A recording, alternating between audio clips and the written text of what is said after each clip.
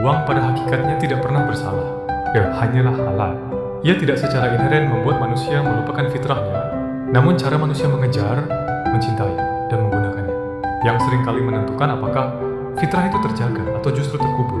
Fitrah manusia adalah kecenderungan alami untuk mengenal Tuhan, mencintai kebaikan, menjaga keadilan, serta membangun hubungan yang bermakna dengan sesama.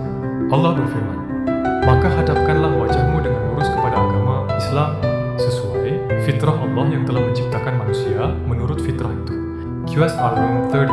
Namun dalam perjalanan hidup, uang sering menjadi ujian paling halus sekaligus paling berbahaya. 1. Materialisme. Ketika harta menggeser makna. Fokus berlebihan pada kekayaan dan harta, benda dapat menggeser perhatian manusia dari nilai-nilai mendasar seperti keikhlasan, hubungan kemanusiaan, pertumbuhan pribadi, dan spiritualitas. Ketika harta menjadi pusat hidup, maka makna hidup pun menyempit.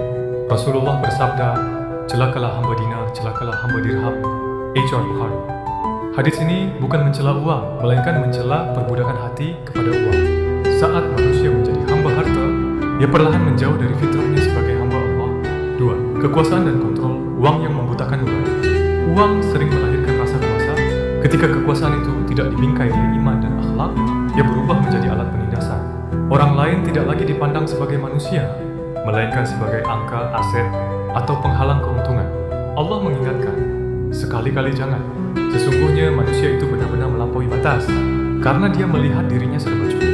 QS Al-Alaq 6-7. 3. Kesombongan dan isolasi sosial. Kekayaan yang tidak disertai kesadaran spiritual kerap menumbuhkan kesombongan dan jarak sosial. Empati menipis, kepedulian memudar, dan manusia mulai hidup dalam menara gadingnya sendiri.